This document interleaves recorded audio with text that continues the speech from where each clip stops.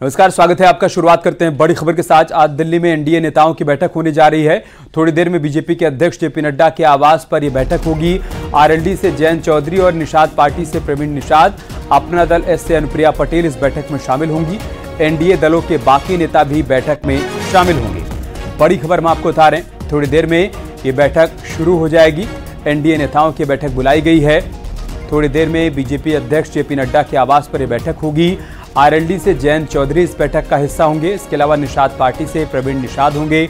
अपना दल एस से अनुप्रिया पटेल होंगी इस बैठक में शामिल। एनडीए दलों के बाकी नेता भी इस बैठक का हिस्सा होंगे।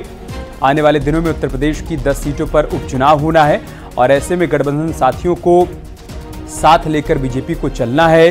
सीट शेयरिंग का फॉर्मूला तैयार किया जाएगा। आगामी चुनावों को लेकर रणनीति तैयार की जाएगी। इन्हीं तमाम मसलों को लेकर इस बैठक में चर्चा की जानी है। थोड़ी देर में बैठक शुरू हो जाएगी। बीजेपी के राष्ट्रीय अध्यक्ष जेपी नड्डा के आवास पर यह बैठक बुलाई गई है, जिसमें आरएलडी प्रमुख जयंत चौधरी मौजूद होंगे। इसके अलावा निषाद पार्टी से प्रवीण निषाद होंगे। अपना दल एस से अनुप्रिया पटेल भी इस बैठक में शिरकत करेंगे।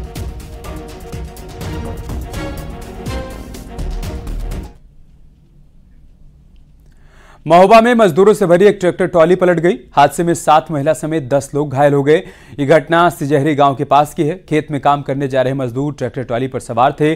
सभी घायलों को पूर्व ग्राम प्रधान ने इलाज के लिए अस्पताल में भर्ती करवाया।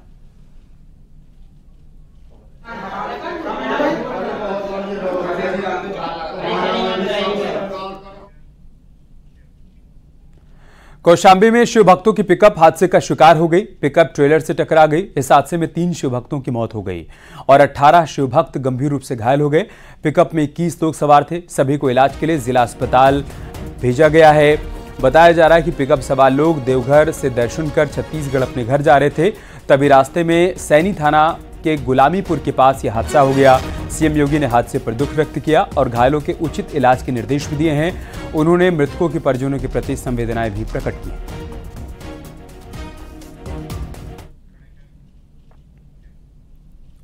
खबर रुड़की से, जहां पर भगवानपुर इंडस्ट्रियल एरिया की एक फैक्ट्री में भीषण आग लग गई।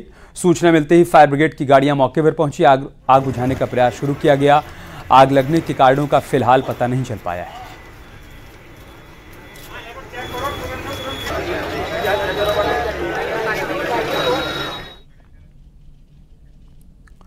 खबर ऋषिकेश से है, जहां पर ब्रह्मापुर इलाके के एक आश्रम में पूजा के लिए आया एक लड़का कल रात गंगा के तेज बहाव में बह गया, जिसकी पहचान मध्य प्रदेश के अमन शर्मा के रूप में हुई है।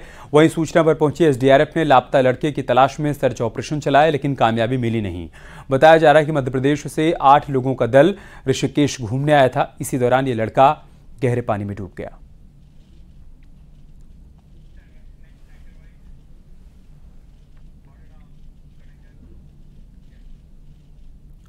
मिर्जापुर में प्रभारी मंत्री नंदगोपाल नंदी के समीक्षा कार्यक्रम में बीजेपी के जिला पंचायत अध्यक्ष अधिकारियों पर भड़क गए। उन्होंने अधिकारियों पर जनप्रतिनिधियों की अनदेखी करने का आरोप लगाते हुए जमकर भड़ास निकाली।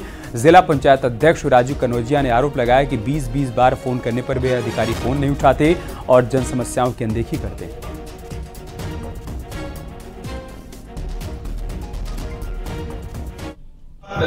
एसडीओ से कहेंगे बात कर लेंगे, यही से बात कर लीजिए। ये क्या मतलब है? अगर हम लोग परेशान होते हैं तो जो हम लोगों की जनता मुहर मार कर आती है, हम लोग को भेजती है दिल्ली, लखनऊ, यहाँ बैठने के लिए भेजती है, तो उसका फोन नहीं उठेगा।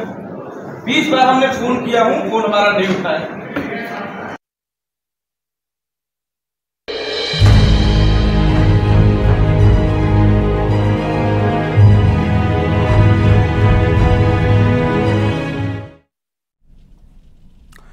पूर्व पीएम अटल बिहारी वाजपेयी की आज पुण्यतिथि है। इस मौके पर सीएम योगी ने उन्हें श्रद्धांजलि दी।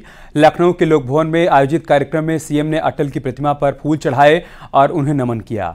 उन्होंने अटल बिहारी वाजपेयी को भारतीय राजनीति का अजात शत्रु और आधुनिक भारत की नींव रखने वाला दूरदर्शी नेता बताया।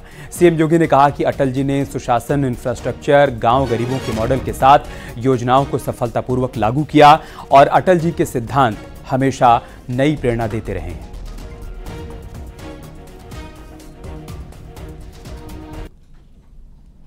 का मॉडल कैसे होना चाहिए, देश के अंदर इंफ्रास्ट्रक्चर का मॉडल कैसे होना चाहिए, ग्रामीण विकास में विकास का मॉडल क्या होना चाहिए,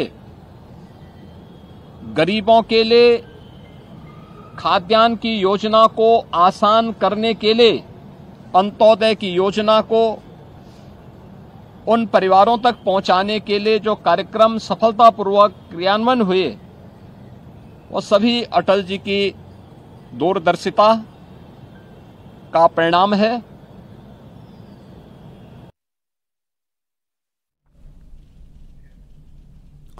देहरादून में बाल उत्पीड़न के आरोप में एक मदरसे पर केस दर्ज किया गया है। यह मदरसा पटेल रूप में अवैध रूप से चलाया जा रहा था।